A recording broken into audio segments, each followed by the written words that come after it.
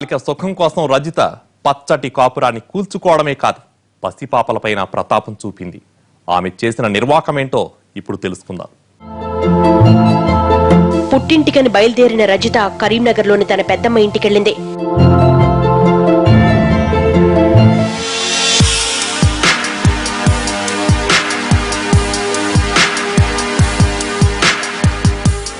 తన మనసులోని విషయమంతా కక్కింది.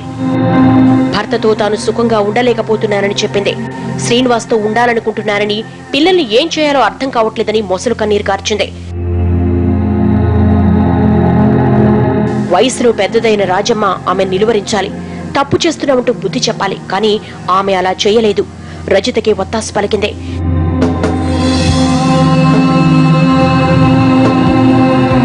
పిల్లల్ని చంపేద్దామని సలహా ఇచ్చింది. అర్ధరాత్రి వాళ్ళు నిద్రపోతున్నప్పుడు పీక పిసికేద్దామని ప్లాన్ చెప్పింది.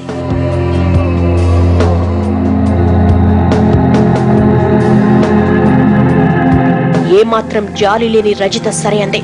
తప్పుడు సంబంధం ఆమెను అంతటి నీచ స్థితికి దిగజార్చింది.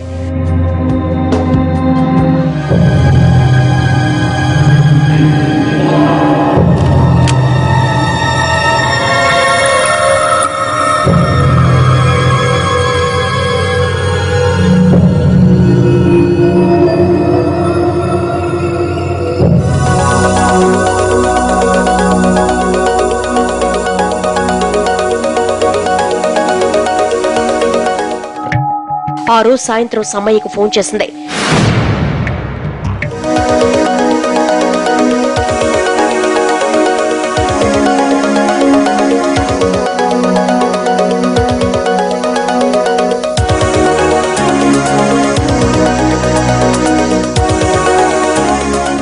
పిల్లల్ని పెద్దమ్మ ఇంట్లో వదిలి సైదాపూర్లో జరిగే పెద్ద కారుకు వెళుతున్నానని చెప్పింది. కానీ వెళ్లలేదు. ఆ రోజు రాత్రి 9 అయింది.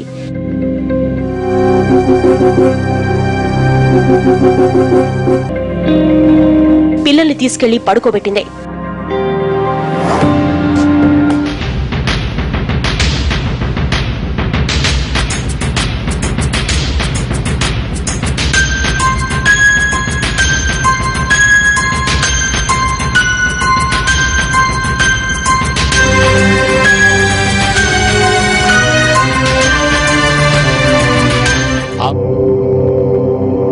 ఆ రోజు తమ పక్కనున్నది తల్లి లాంటి తాటకని చిన్నారులకు తెలియదు. ఎంతో ప్రేమ నటిస్తూ వాళ్లను జోకొట్టి నిద్రపుచ్చింది.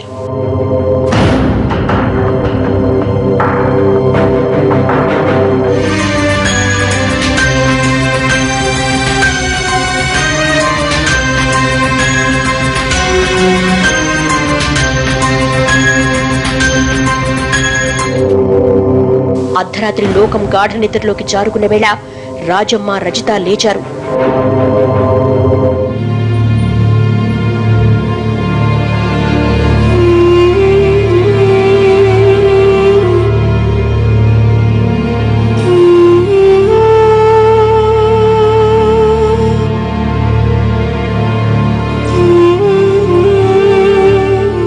రాజమ్మ తలుపులన్నీ వేసి ఉన్నాయా లేదని చెక్ చేసింది.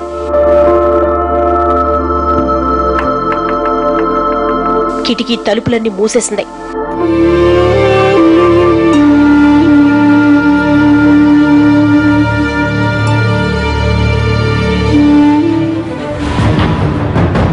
పిల్లల దగ్గరికెళ్లి రజితను పిలిచింది.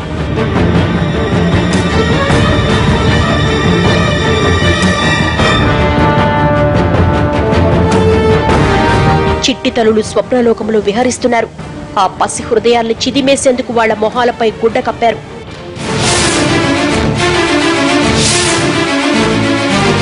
రజిత మంచం పక్కనున్న జనపనార తాడును తీసింది. సృజన మెడకు చుట్టింది. ఆ కర్కసత్వానికి పడుకున్న చిన్నారి పడుకున్నట్లుగానే ప్రాణాలు విడిచింది.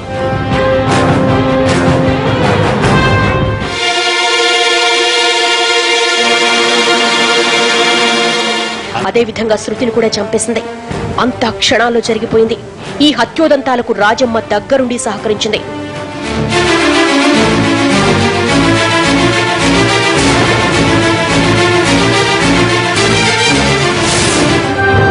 ఎలాంటి పశ్చాత్తాపం లేని రజిత ప్లాన్ ప్రకారం అర్ధరాత్రి వేళ సైదాపూర్ వెళ్ళింది.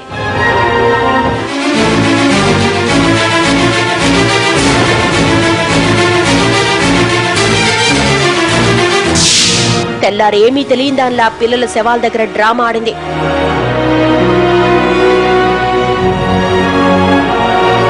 చివరకు భర్త చెప్పిన వివరాలతో హత్యలు జరిగిన 24 గంటల్లోపే పోలీసులు మిస్టరీని ఛేదించారు. పాపల ప్రాణాలు తీసి పాపానికి పాల్పడిన ఇద్దరిని అరెస్టు చేశారు. ఈ ప్రపంచంలో అత్యంత ఉత్తమమైనది తల్లి ప్రేమే. అందుకే మాతృదేవోభవ అంటారు.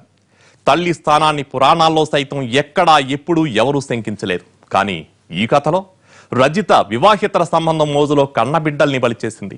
ఈ ప్రపంచంలో 100% పెళ్లిళ్లు ఒకరికొకరు ఇష్టపడకుండానే జరుగుతున్నాయి. అయినా వివాహ వ్యవస్థ చక్కగా కొనసాగుతోందంటే కారణం సర్దుకుపోవడం వల్లే. అలౌకిక ఆనందాల కోసం వెంపర్లాడితే జీవితం చిన్నాభిన్నమవుతుందని చెబుతోంది ఈ కథ. మనకు కావాల్సింది దక్కనప్పుడు ఉన్నదానితో సర్దుకుపోవాలని సూచిస్తోంది ఈ స్టోరీ. ఇది ఇవాల్టి క్రైమ్ ఫ్యాక్టర్. రేపటి ఎపిసోడ్లో మరో వాస్తవ గాథను చూద్దాం.